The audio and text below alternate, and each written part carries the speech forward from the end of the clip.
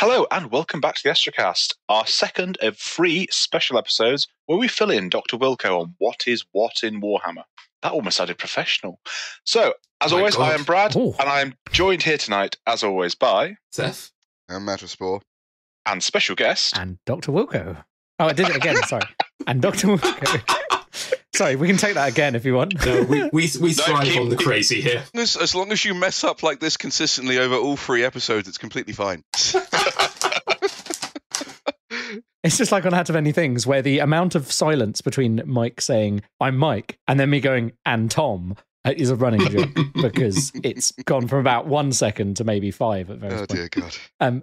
Hi, yes, I am Dr. Wilko of Tinker Tailor Soldier Sponge Productions. I host this podcast by virtue of owning a website and offering to host it. And I also have some other podcasts, which we don't need to enumerate again. If you're on the website, you can find them. Yeah, so last time I asked you about 40k, because I've been 7 years in the wilderness, away from the world of Turned from the light of the Emperor. Yes, I had turned from the light of the Emperor, playing a lot of D&D mostly, I guess. But now that I'm kind of accidentally falling back into it, and I must stress that unlike with the Indomitus box, I have not yet bought Dominion. But fantasy, I'll just give you a potted summary again of where my place with the fantasy was. I was actually really surprised. I found a load of old stuff that I was sharing with Brad the other day, including like hilarious artwork I did when I was 12 for the Warhammer club that I ran at school. And I hadn't realised, I got into High Elves, it must have been about 1.5 years into me getting into Games Workshop stuff in general. I thought it took me a lot longer to get into fantasy, because fantasy was always, like 40k was the thing that felt like it was designed to appeal to teenage boys, which I was. And then fantasy felt like the adult game. It had more rules. You had to care about which way your units were pointing and things like this. It was more chess-like, I would say, even though when I started to learn to play it, I was disavowed of all these ideas that I had about it being much harder. And a lot of the core mechanics are very similar, it turns out. Yeah. Except you can't measure everything because of guess weapons. Mm-hmm. I mean, I was just really into the stuff.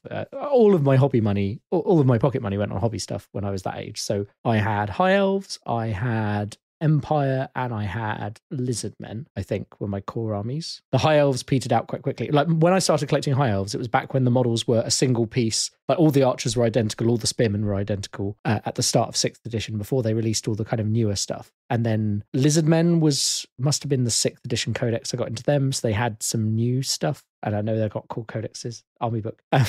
And then I also got into Empire. I think I got into Empire by the time 7th edition was out, because I got a bucket load of Empire off an old school friend, and I was slowly painting up a Nuln army, but I never really got anywhere with it. And I sold off like 4,000 points of the stuff 7 years ago. But I suppose my big first question is, they finally did it. The Maniacs, they blew it up.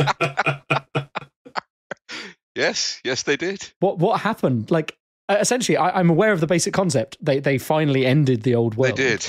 But it seems to me like fantasy became very 40k-like with round bases and things like that. And so I suppose the first question is, lore-wise, what happened? Because I think I mentioned in the last episode, there was an Eye of Terror campaign for 40k. Similarly, I remember playing I can't remember what it was called now, but it was a Chaos campaign. Yes. Storm of Chaos. I remember Storm of Chaos, and at the end, Archon, big Chaos dude with a big sword on a cool horse, looking like Napoleon. That model is based on that famous painting of Napoleon, turned up and failed to destroy the old world, is how the lore went, because we fought him off or whatever. No, and Grimnir Ironhide fought him off. That was not quite correct. Oh, okay, well. Basically, the Emperor, Storm of Chaos, sorry, slight segue, because Storm of Chaos actually has nothing to do with why the Warhammer world, I mean, Archaon was there, I suppose, when it blew up, but it wasn't the whole Storm of Chaos thing. I think the point I wanted to make was there was another chance for the lore to move on, and it didn't. It did kind of. I was trying to draw that parallel. I believe. No, the Storm of Chaos was an event that happened in the lore, but then, because then you have like the Nemesis Crown, which was a weird thing that didn't really happen. A whole lot of very strange stuff happened. Like, lore happened, but the game kind of felt stagnant. As someone who was playing at the time. I know what you mean. And I didn't have a problem with that, but because I didn't have to buy a load of new models. But things may shift around a little, but the status quo remains the same. So what actually happened? What happened is summarized quite well in the quote that you said at the beginning, that they blew it up. You remember that whole magic sink thing that the High Elves had on their island to stop the Chaos Wastes from basically eating the world? Do you remember that? I do vaguely remember that. Yes. Because the High Elves had this cool island. Yeah, they had a big hole in the middle. Yes. And it probably involved Teclis. No, it was Kalendor Dragon Tamer. Yeah, it was Kalendor, yeah. Teclis didn't really have much to do with it. Oh, okay. For one thing, Teclis was not a stone statue surrounding the thing. But yeah, that all got that got kind of completely disrupted, and a load of plans of several factions came to a head. By Teclis, yes. A load of plans of several factions came to a head at once. And chaos was just about to swallow the entire planet, and then said planet exploded. And the souls of... But why did it explode? Oh, God. in like 2 sentences. If that's possible. Everyone and everything fucked up, and there was too much magic at once. There you go. Teclis has a new idea of how to control magic, and he basically creates... what are they called? Is it the Incarnates? He tries to bind the winds of magic to an individual. So Karl Franz, Emperor of the Empire, is killed. He dies and then is reincarnated as Sigmar. So Sigmar returns to the old world in the body of Karl Franz and is then merged with the winds of Azir and becomes the incarnate of the heavens. And this happens with various other things. I don't know too... for someone who plays Empire, I don't really know... He brings back Nagash and he gets Sheesh. So no, Nagash is brought back by Arkan the Black. So there was a series of books called The End Times. And each of these End Time books had a central character who they were about. So there was End Times Nagash, which was the first one, where I believe Arkan the Black kidnaps the Fey Enchantress, the Ever Queen's daughter, and someone else, and they are all sacrificed to bring back Nagash. And Nagash rises from his Black Pyramid in his big, really impressive model form. We then go on to... I don't know what order they're in. That's the problem. It doesn't matter. You then have one which is like the Nurgle come over and pretty much trash the Empire. Balthazar Gult initially tries to stop all this by building a massive, great big magical wall with Manfred von Carstein. Von Carstein betrays them. Most of the Empire is trashed beyond repair. We then jump over to the High Elves in Ulthuan, and they are invaded by the Dark Elves. It then turns out that all of the Phoenix Kings from from the second Phoenix Tournament were fake and had been magicked through the Flame of Vizier, Azumon? I can't remember. I think it's Azumon. By magic bullshit. Yeah. That's it. Malekith was the true Phoenix King all along. So there's a massive civil war within both the Dark Elves and the High Elves, with Tyrion taking Widowmaker, the Sword of Cain, and basically becoming the new leader of the Dark Elves, but also has High Elves on his side. And then you've got those High Elves who are like, I don't like him, but Malekith, he is Phoenix King. Big battle. Teclis fucks up and thinks, I know better than anyone else. I will bind the winds of magic to, his plan was to try and bind the Wind of Fire to Malekith, so he would be like a true Phoenix King. That goes wrong, and I don't know who gets bound to the Wind of Fire. I believe it's a dwarf. Probably. But Grugni or Grimnir, I can't remember. Probably Grimnir. Okay. No, Grugni becomes Grimnir, yeah, you're right, Grimnir, yeah. Ulthuan sinks. The survivors then squat over in Athal Loren, and essentially all of the elven factions are one cohesive mass. More shenanigans happen, and the world goes bang. Can I jump in here with the explanation I wrote in the Path to Glory WhatsApp chat to bring everyone up to speed for Age of Sigmar? Oh, please do. Yeah. Okay, so the old world got blowed up. This upset a lot of people, but it's canon, so we can't go back. Big Dragon Bro, whose job it is to reboot reality every so often, finds Sigmar clinging to the core of the old world, and they high-five, creating a new set of mortal realms out of the old winds of magic. So 8 realms, each one based around an old wind: death, life, metal, heavens, etc. Life is good, the gods get shit done, people are happy. Then everything changed when the Fire Nation, Chaos, attacked. Sigmar gets sad, pacts with the other gods fail, and he retreats to the celestial city of Azerheim in the realm of heavens, closing himself off and sulking. Then lightning strikes, literally, and he has an idea. Space Marines. No, sorry, bad Theff. Stormcast Eternals. They are chonky boys who ride lightning to the battlefield, and order starts to return. Yay! I've been recently reading the AoS free book, so I've actually now read this. So Sigmar is hurled through the universe on the ball of the core of Malice, the old world. He gets saved by this dragon, and then Rakothian, and then he explores the mortal realms, and he finds other survivors from the world that was. So in the realm of life, he finds Alariel, who was the former Everqueen. He finds Tyrion and Teclis, who are now the twin gods of light. He finds Malarion in the realm of shadows. He finds Gorkamorka in the realm of beasts. He finds Grimni and Grunni, who are fire and metal, respectively. I think I'm almost there. He's heavens. So he then finds the Khan of Nagash and raises Nagash as the new god of death, and forms a lovely order. The Justice League of the Mortal Realms, the Pantheon of Order. Then chaos, as he said, happens. There's a big battle, the Battle of the Burning Skies, where he tries to kill Archaon, because Archaon survives, because he is the herald of the apocalypse.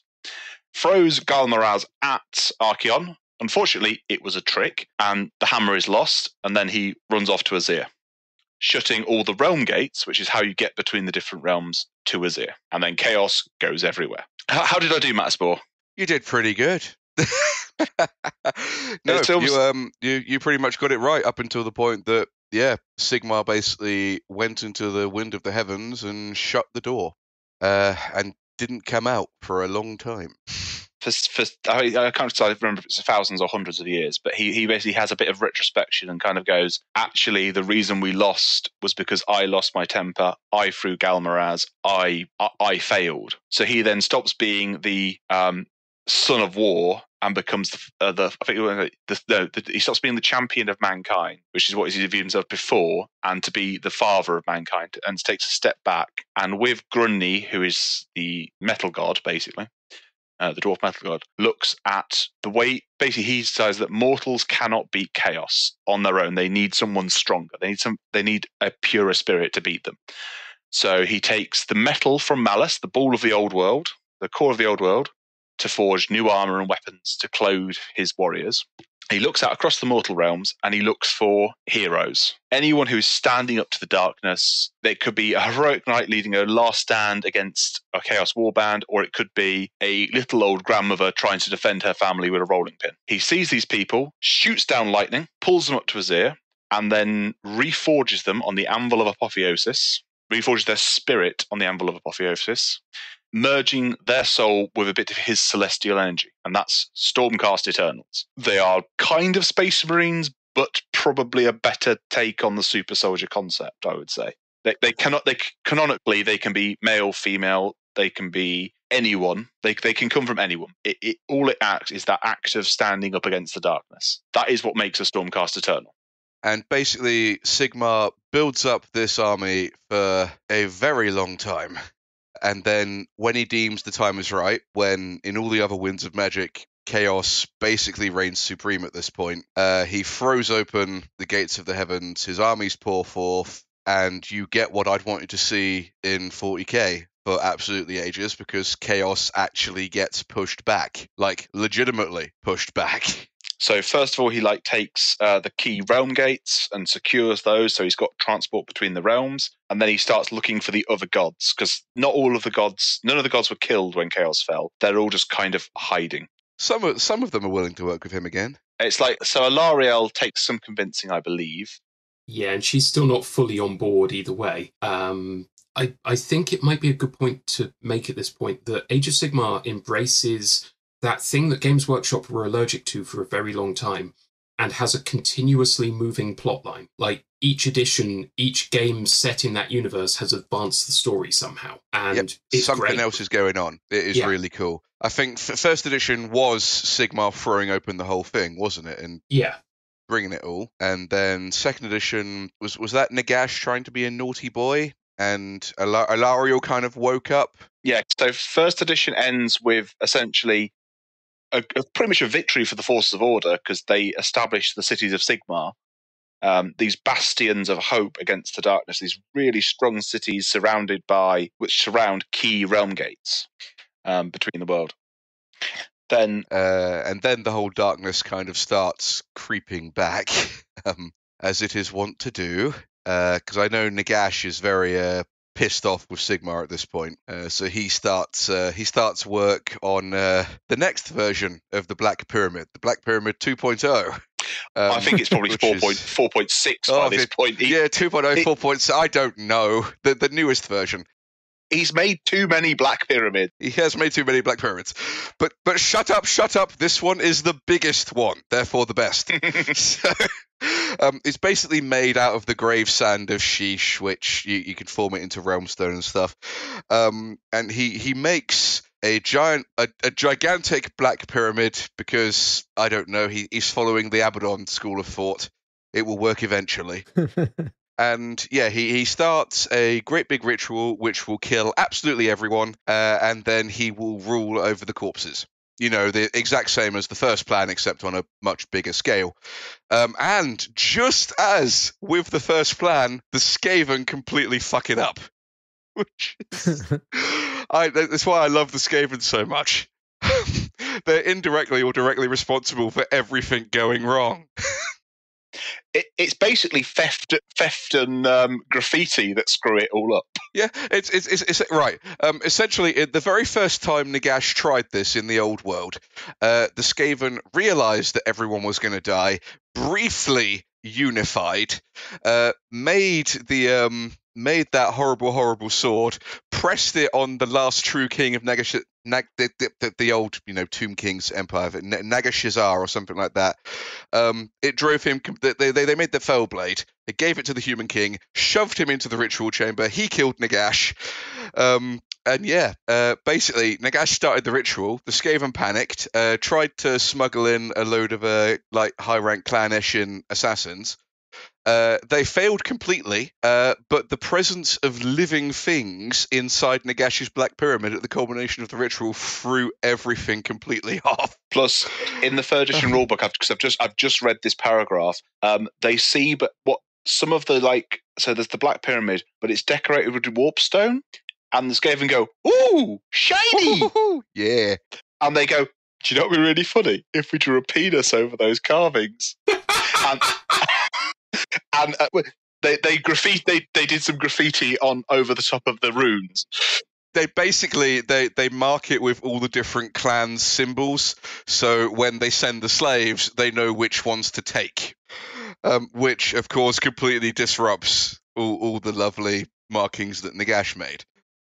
So yeah, basically, rather than a big sweeping wind of death killing everyone and resurrecting them as mindless thralls to Nagash, you get the Necroquake, which still sends a load of death energy out through all the winds, but it doesn't kill anyone. It just causes all the people who'd already died there to stand back up, and crucially, most of them are not under Nagash's control, which is a problem.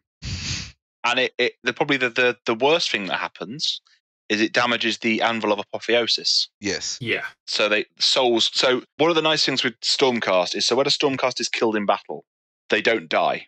They explode into lightning and shoot back to Azir, and they are reforged. Now, this is one of the nice things they've done. Is they've gone for when they come back, they're not the same. Every time a Stormcast is reforged, they lose a bit of themselves. Yeah, they're a bit more mechanical. Nagash steals a little sliver of their soul and takes it for himself, so they lose a bit of their humanity. And they also become more extreme. So they're organized into storm hosts, and each storm host has a particular temperament. So, but the problem is they've kind of gone from there's one which was the most righteous souls, the truest believers in Sigmar. They are becoming more and more zealous in their belief and brutal in their zealotry, which I think is quite a nice thing. It's yes, the Stormcast can keep coming back, but they don't come back the same, and they can actually now properly die as of AoS 3. There is ways of killing them. Yes, hence the new armor for them that rescues the new Primaris Stormcast. I did see Brad share a photo from that as they have Primarchs now. Yeah, that's the Lord Commander of the Hammers of Sigmar, who are the poster boys of the Stormcast and of AoS, I suppose. It's therefore no surprising that when I paint my Dominion Stormcast, they are probably going to be Hammers of Sigmar. I quite like gold and blue. I can't help it. Oh, it's a good colour scheme. Why. It is a really good colour scheme. Yeah, and then you get 3rd edition, which had that lovely picture of like Yndrasta against that big nasty ball of chaos thing.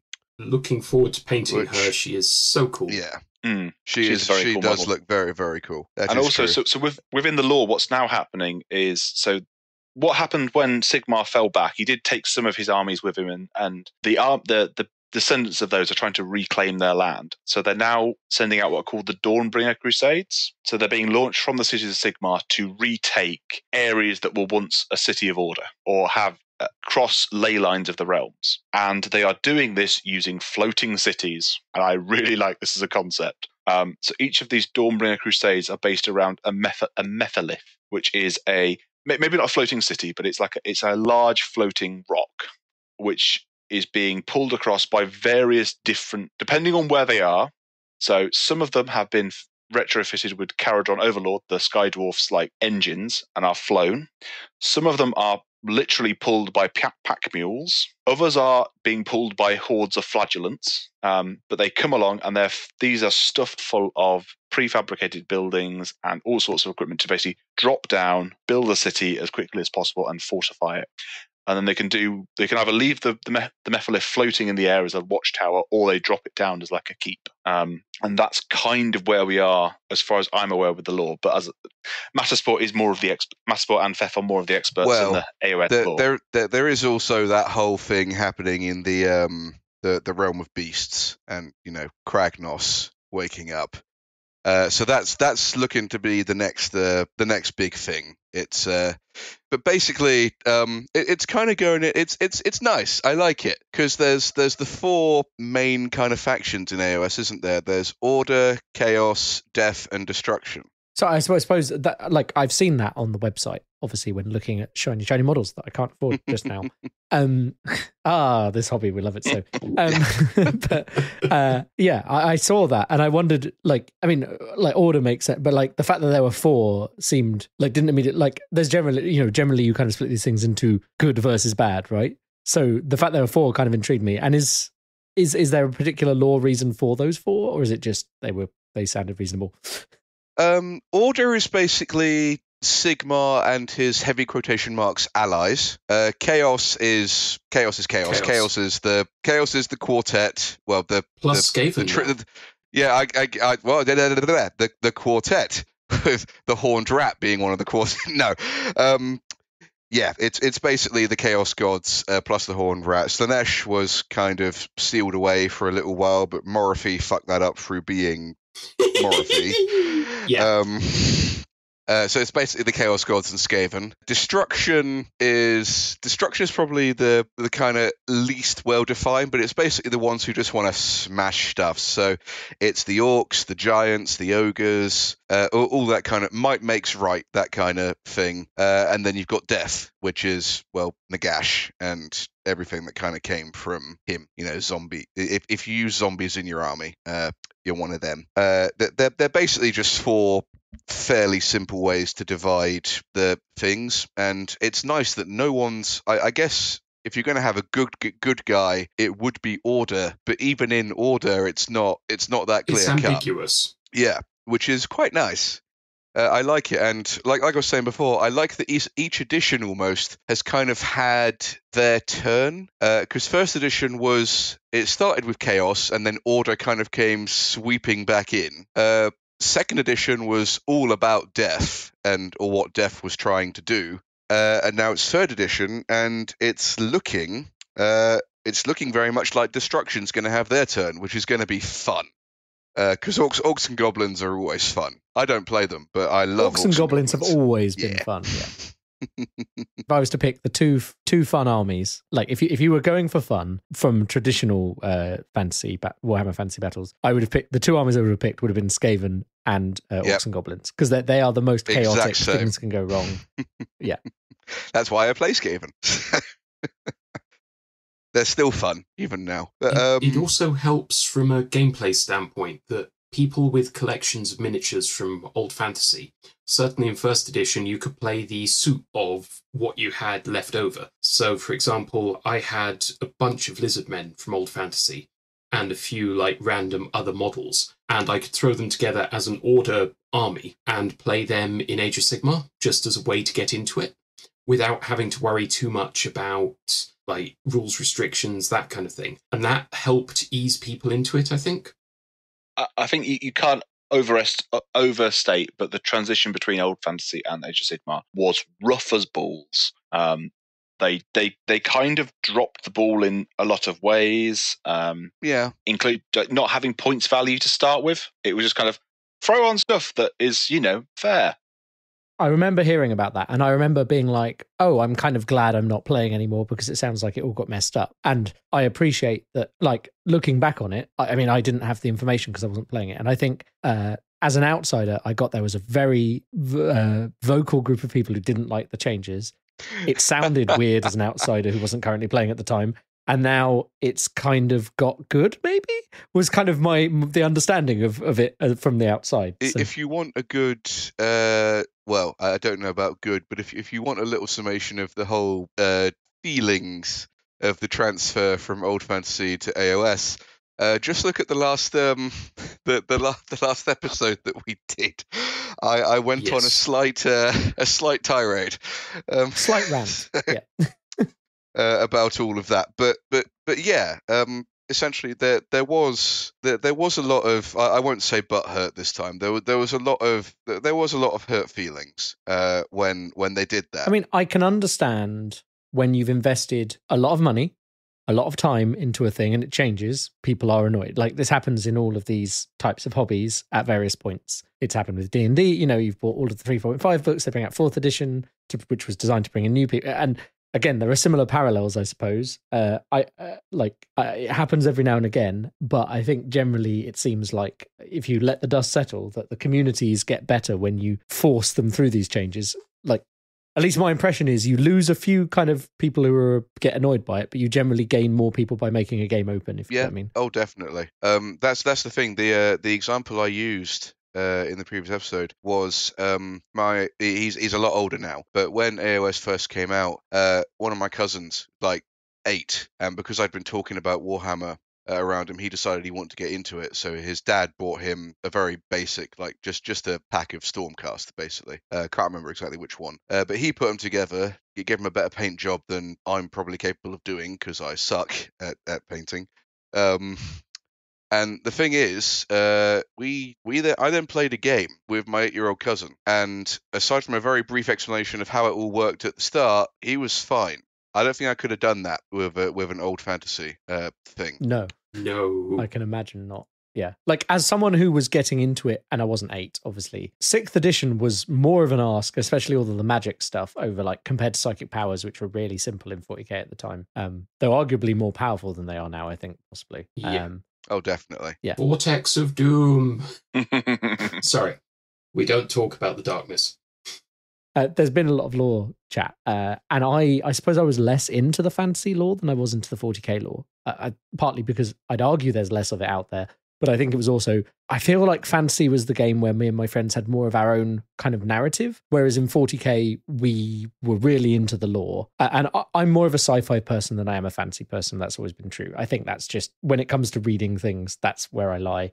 But I love the fantasy models, and I do love elves and all of that stuff. But I was trying to, I suppose my question now is, like, 3rd edition is just coming out. I understand that, so we may not have a formed opinion on that. But what's it, now that the game has settled and we don't have these problems with no points values and things like that, what is the game like? Is it 40k but with just fantasy models, or is it a completely different beast? I honestly have no idea what Age of Sigmar is like. It's the best bits of kind of 8th/9th 40k, but with its own flavour. It's still got that kind of fun silliness, but in a very tight, well-designed game. Like, it plays very fast, it plays quite dirty, and if you know what you're doing, you can crack out a game very quickly. They've just upped all the points values, so the focus is shifting towards smaller, more intimate games. if I can use that term in this setting. More skirmishy? Yeah, maybe? it feels like an up-jumped skirmish game, but in the very best way possible. Like, your dudes are your dudes, they are fun, they hit hard, games don't last that long, but there's a good amount of tactical depth if you're willing to find it. Yeah. I think that is a very big selling point, that the games don't last that long. I think I remember back when me and Dark Mouse had that very first game, and yeah, I think the overall sentiment at the end of it was that was freaking brutal, because like most of our armies were gone on both sides, and it only lasted like 3 or 4 turns, fast turns at that. So wow, okay. Because I think that's the thing that interests, like, old fantasy stood there as the big tactic game that, like I say, it had this kind of impression of it was the adult version of 40k in a lot of ways. And I'm not saying that there weren't adults playing 40k, but I definitely got the impression like 40k was that on-ramp for the hobby, and Warhammer was there for someone who wanted the tactical depth, the nuance of all this positioning of units and stuff like that. And a charge from the rear at the right time would completely destroy you. And that's why the Total War version of Warhammer works so well, because they already had those kind of mechanics in there. And then, it's interesting to me, like, when you say it's got a bit of tactical depth, would you say it's equivalent now between 40k and fantasy, or do you still feel like Age of Sigmar can be more tactical? I think Age of Sigmar is almost, as you said, the on-ramp. Age of Sigmar has taken up that mantle in many ways. Age of Sigmar has some very easy gateways to it as well, like, for example, Warhammer Underworlds and Warcry, where you can get units that you can then build up into armies quite quickly. It's more about the placement of models, I'd say, and area of effect, abilities, that kind of thing. Much like 40k these days, but those matter a lot, like, where you are and where you cast the endless spell that will move across the board and eat things as it goes, matter a lot. And the more you get into it, you can play a really tight meta with Age of Sigmar, but it's also so accessible that I'd almost argue new players in the hobby should get into that before 40k. Okay, that's interesting, because that seems like a big shift. As I said, the one thing that I think that's probably pushed me now to get into Age of Sigmar, and we didn't really mention in our 40k episode, was so we mentioned Path to Glory a few times, and that's the system that's made me go, I now want to get into Age of Sigmar. Yeah. What is that? Because I don't know. Okay. So it's their new. I'll let Theff explain. Okay, Path to Glory. Brief overview is an empire-building campaign system for Age of Sigmar. So the idea is, as you play games, you capture territories which give you enhancements, which allow you to upgrade your stronghold, which allow you to take more units, which then allows you to play those units in the games, which, rinse, repeat. But it also has mechanics for things like your units take casualties. And you might find that if a unit took a lot of casualties, you don't have as many models in that unit for the next game. And it's an in-depth RPG without being too heavy on the RPG elements, but allows you to feel like you're actually progressing.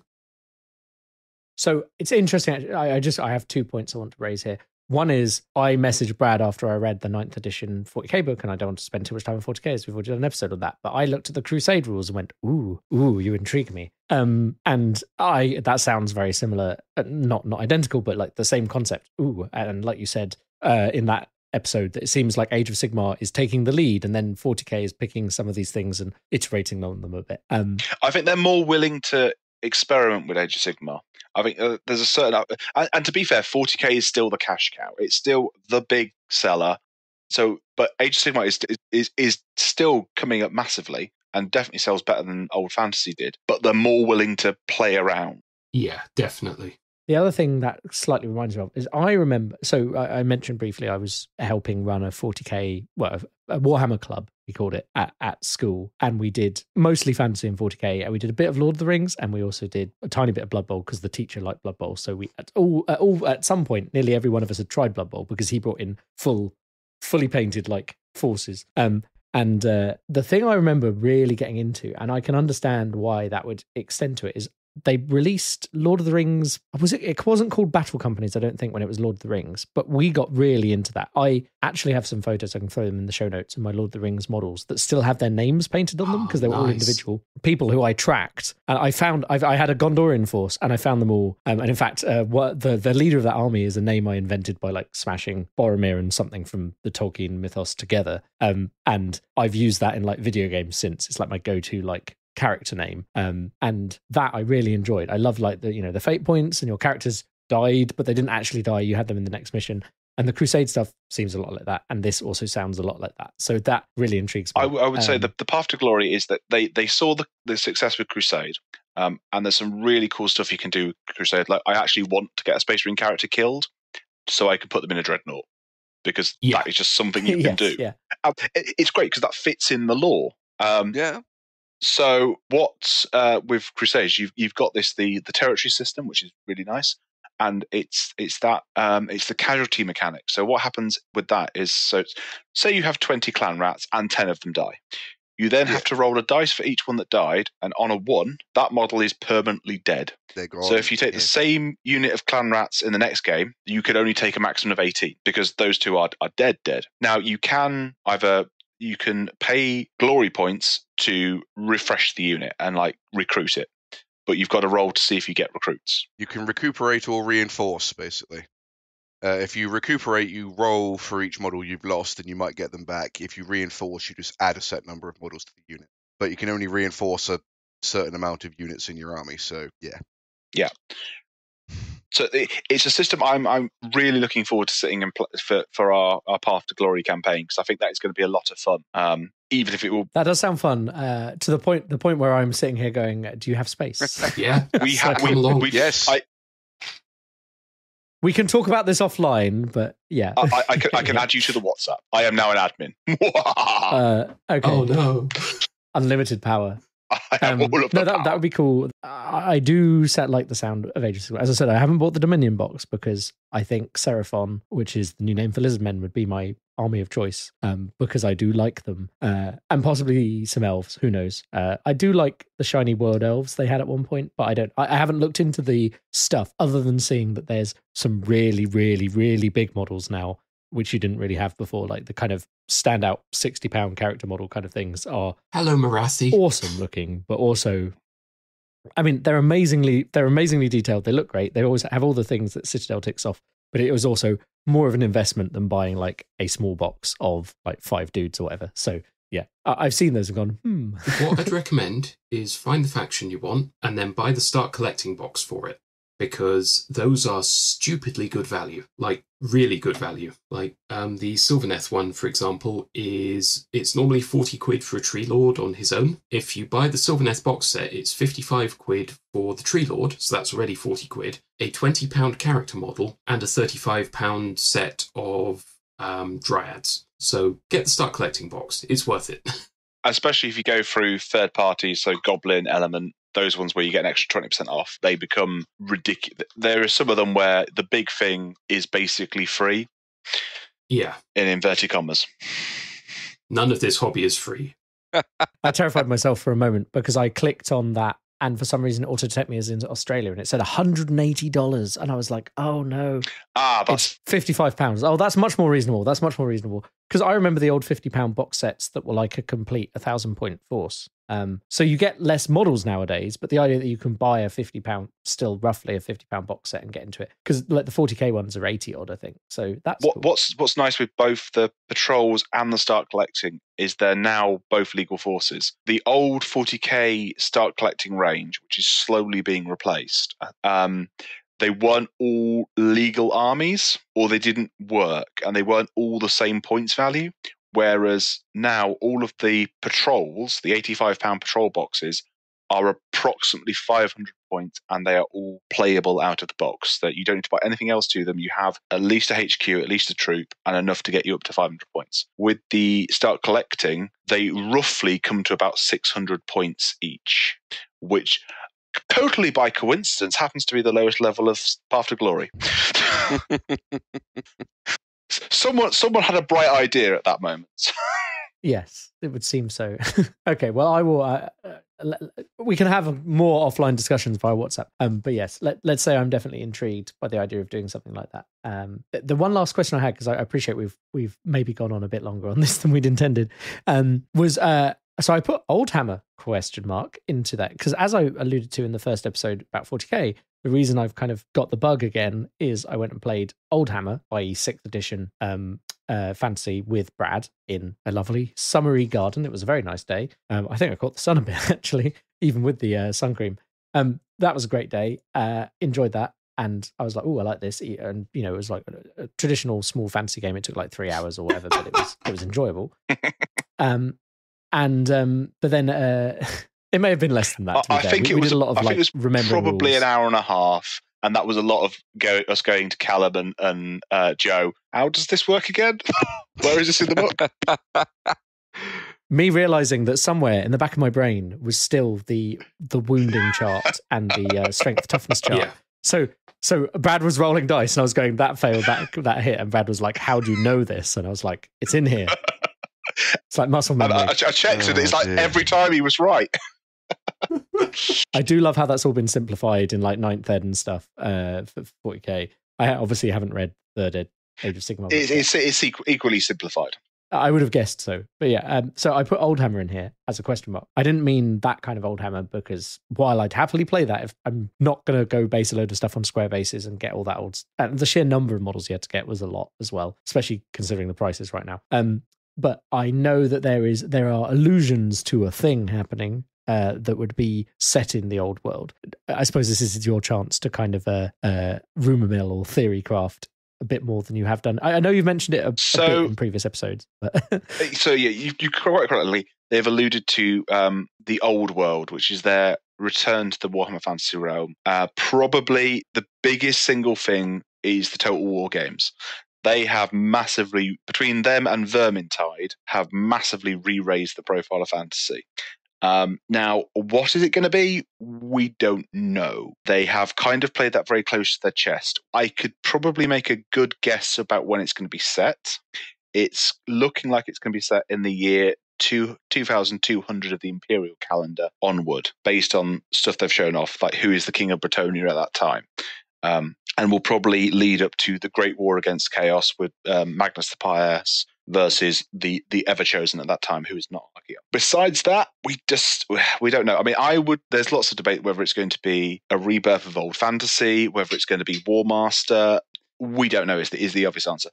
I would say, and there was a Facebook chat screenshots going around earlier that seemed to confirm that it's going to be standard size for Games Workshop, which I went, yeah, that makes sense. It's going to be it's going to use the same scale as the Age of Sigmar minis, but on square bases, but square bases that match the rounds. So the example they used was Chaos Warriors used to be on 25mm squares.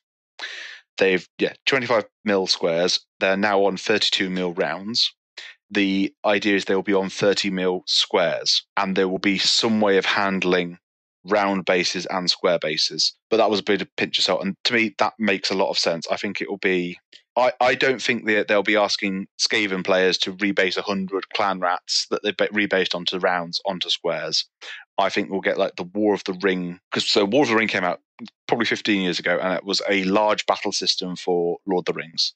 Now, Lord of the Rings was on round bases. I remember that, yeah. And they sold square movement trays with round holes. And that is... Oh, yes. That is the system. If I was going to go and put money on at the bookies, that would be the system I think we're going to come back to.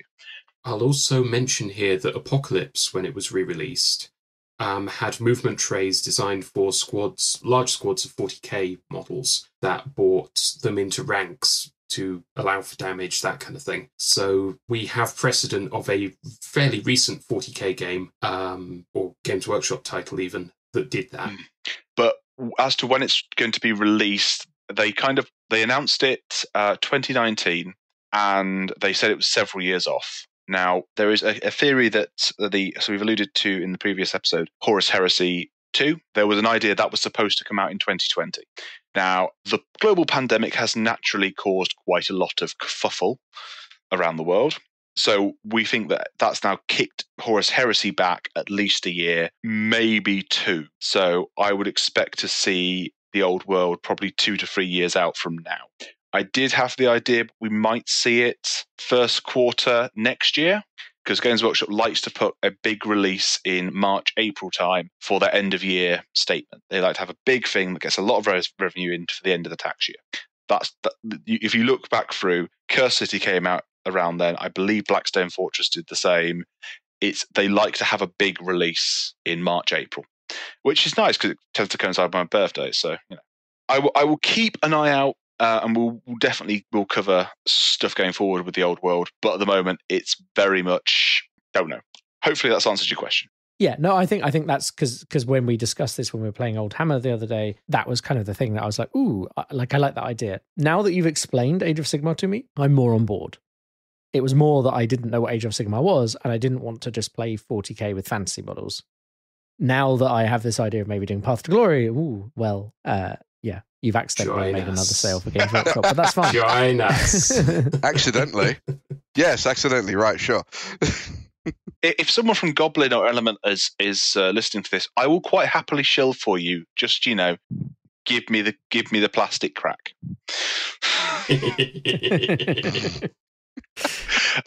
So I think on that prostituting myself on that bombshell, I think it's time to end this one because we still have one more special to do. Let's do this.